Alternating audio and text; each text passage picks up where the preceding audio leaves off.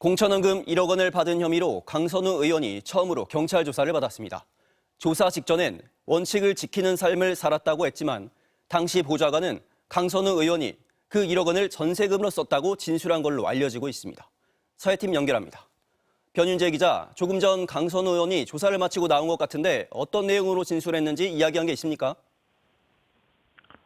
예, 강선우 의원은 조금 전인 오전 6시쯤 21시간가량의 밤샘 조사를 마치고 청사 앞에 모습을 드러냈습니다.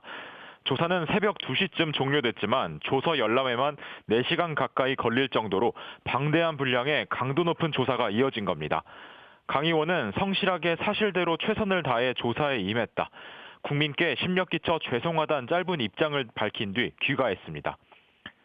다만 공천 헌금으로 받은 1억 원을 전세 자금으로 썼는지 등 핵심 질문엔 답을 하지 않았습니다. 강 의원이 경찰 조사를 받은 건 지난달 말 김병기 의원과 공천 헌금 수수 사실을 놓고 대응 방안을 의논한 녹취가 공개된 지 22일 만입니다. 강 의원은 앞서 사후 보고를 받고 즉시 반환을 지시했다는 취지의 해명을 내놓은 이후 별다른 입장을 밝히지 않다가 조사 시작 전 경찰에 출석하면서 원칙을 지키는 삶을 살아왔다며 또다시 혐의를 부인하는 취지의 발언을 했습니다.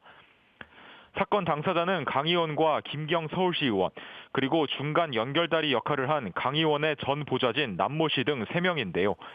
앞서 경찰은 김 씨 의원과 남모 씨를 각각 3차례씩 불러 조사했습니다.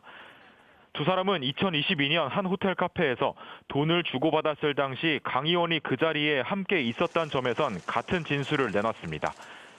다만 김 씨 의원은 당시 강 의원의 보좌관인 남 씨가 먼저 공천 헌금 1억 원을 요구했다고 진술한 반면 남 씨는 이를 부인하는 등 핵심 진술에 대해선 엇갈리고 있는 상황입니다.